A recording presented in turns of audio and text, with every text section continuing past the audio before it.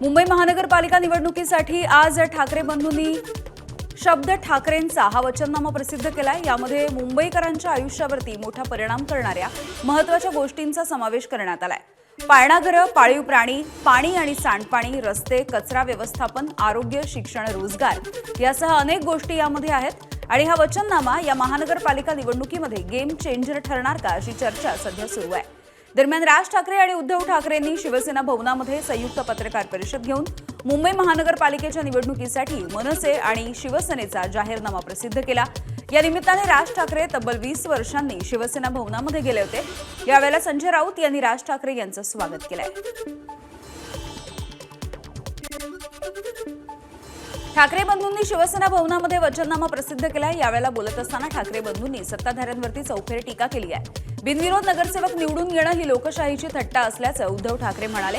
तसंच ज्या महानगरपालिकांमध्ये बिनविरोध नगरसेवक निवडून आले त्या ठिकाणी मतदान घेण्याचं आवाहन उद्धव ठाकरेंनी केलं आहे।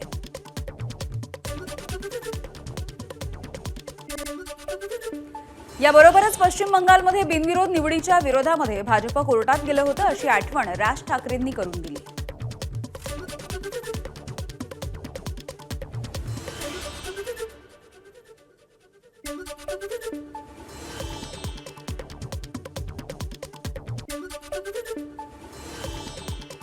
या स्थानिक स्वराज्य संस्थांच्या निवडणुकांमध्ये बिनविरोध असं पश्चिम बंगालमध्ये झालं होतं। त्या गोष्टींबद्दल कोर्टामध्ये म्हणजे सुप्रीम कोर्टामध्ये भारतीय जनता पक्ष गेला होता, कळलं का?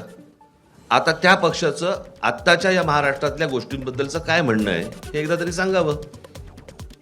म्हणजे पश्चिम बंगालमध्ये तुम्हाला चालत नाहीत आणि महाराष्ट्रामध्ये तुम्ही करतात। मुख्यमंत्री देवेंद्र फडणवीस यांनी मुंबईचा महापौर हा मराठी आणि हिंदू होणार असल्याचं म्हटलंय। यावरून त्यांनी ठाकरे बंधू आणि संजय राऊतांवरती टीका केली आहे। तर मुख्यमंत्र्यांच्या विधानावरती राज ठाकरेंनी समाचार घेतला। हिंदू मराठी काय करता असा सवाल राज ठाकरेंनी मुख्यमंत्र्यांना विचारलाय। मुंबईचा महापौर मराठीच होणार असल्याचं राज ठाकरे म्हणाले।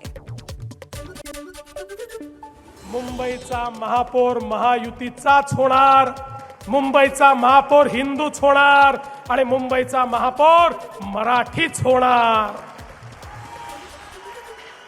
वारिस पठाण बोलून गेले, मुंबई में बुरखे वाली मेयर बनेगी। आम्हाला वाटलं आता मराठी माणसाबद्दल बोलणारे तुटून पडतील, पण मला समजलंच नाही। अचानक भोंग्याचे सेल डाऊन झाले। सकाळचा भोंगा बोलेनाच, विचारलं तर तोंडातनं शब्दच निघेना। एक जण यांच्यातला बोलायला तयार नाही, हे त्याचं उत्तर देण्याकरता देखील तयार नाही। आता आम्हालाच त्यांना चार्ज करावं लागेल, तर कदाचित या भोंग्यातनं आवाज निघतील।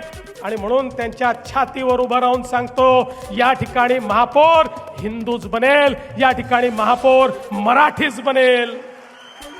हा महाराष्ट्र आहे, महाराष्ट्रामधल्या प्रत्येक शहरामधला महापौर हा मराठीच होणार। इथे कसलं हिंदू मराठी करताय तुम्ही?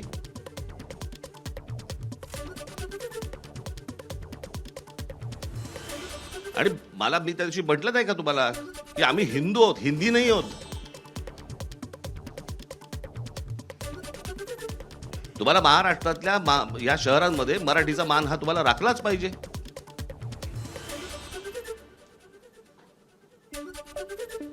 त्याच्यामुळे आमचा जो महापौर होईल तो मराठीच होणार, मुंबईचा महापौर मराठीच होणार। उद्धव ठाकरेंनी विधानसभेचे अध्यक्ष राहुल नार्वेकरांना निलंबित करण्याची मागणी केली आहे। तसंच त्यांच्यावरती गुन्हा दाखल करण्याची मागणी सुद्धा करण्यात आली। विधानसभा अध्यक्षपद हे घटनात्मक आहे आणि ते निवडणुकीचा प्रचार कसा काय करू शकतात असा सवाल देखील उद्धव ठाकरेंनी विचारलाय।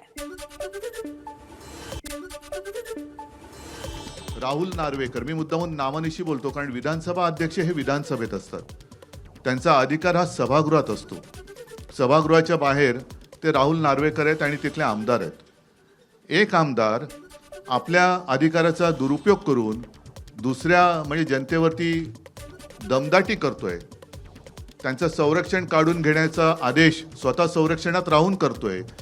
माझं तर मत आहे हा विषय गांभीर्याने निवडणूक आयोगाने घ्यायला पाहिजे आणि तत्काळ अध्यक्षांना निलंबित केलं पाहिजे।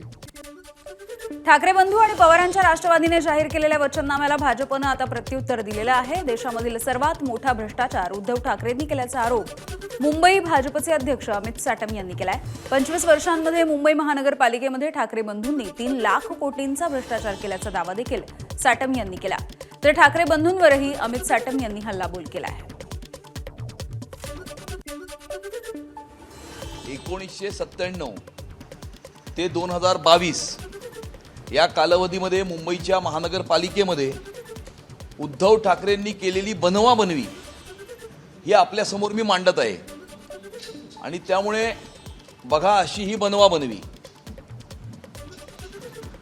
मुंबई महानगरपालिकेमध्ये 97 ते 2022 या कालावधीमध्ये उद्धव ठाकरेंनी या देशातला सगळ्यात मोठा भ्रष्टाचार, या देशामध्ये अनेक भ्रष्टाचार झाले, 2G, 3G, 4G, Coal scam, Commonwealth scam, या सगळ्या स्कॅमचा आकडा आपण गुगल करा, तो 1,76,000 कोटीच्या वरती नाही आहे. सगळ्यात मोठा स्कॅम आहे 1,76,000 कोटीचा आहे. परंतु उद्धव ठाकरेंनी 1997 ते 2022 या 25 वर्षामध्ये या देशामध्ये घडलेला सगळ्यात मोठा भ्रष्टाचार म्हणजे 3 लाख कोटीचा भ्रष्टाचार हा मुंबईच्या महानगरपालिकेमध्ये केलेला आहे.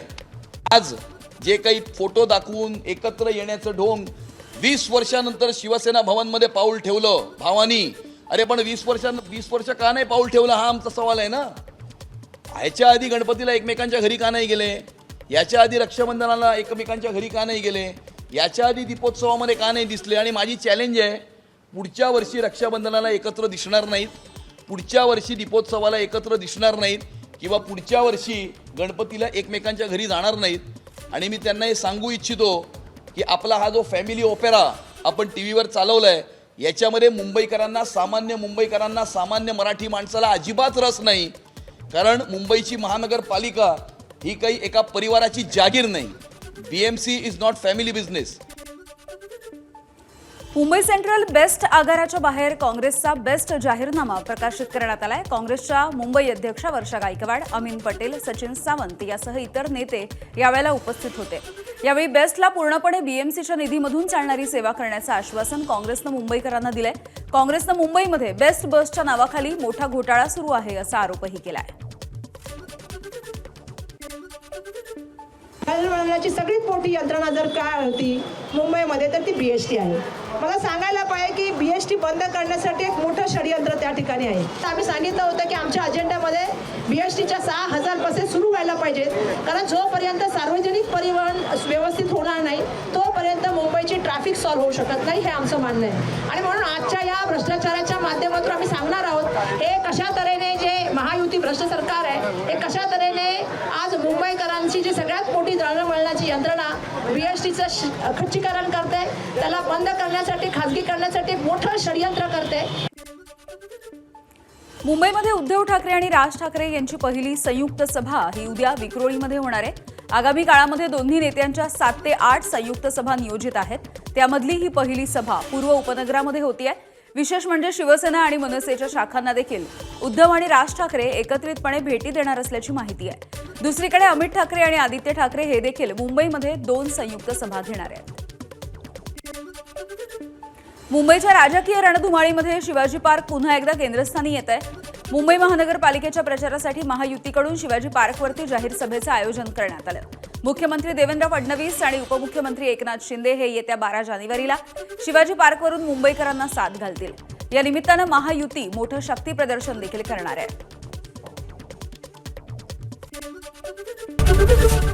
ABP माझा, उघडा डोळे बघा नीट.